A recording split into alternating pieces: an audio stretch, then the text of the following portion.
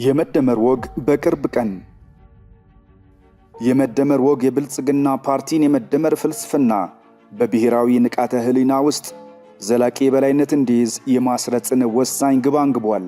ይሄ በመደመር ላይ በግልጽ እንደተመለከተው ሙሉ እይታ አይደለም። ፕሮግራሙ በፓርቲያችን ፕሬዝዳንት ጠቅላይ ሚኒስትር ዶክተር አብይ አህመድ የተጻፉትን 4 ቁልፍ መጻሕፍት መሰረት በማድረግ ይዘጋጃል።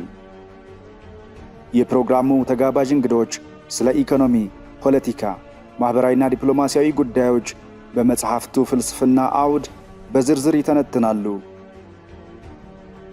የእሳቤዎቹን ገቢራዊነት በተጨባጭ ውጤቶች ይቃኛሉ። በብልጽግና ፓርቲ ዋና ጽሕፈት ቤት የሕዝብና ዓለም አቀፍ ግንኙነት ዘርፍ የተዘጋጀ የሚቀርብ የመደመር ወግ በቅርብ ቀን ይጀምራል። የመደመር ወግ በቅርብ ቀን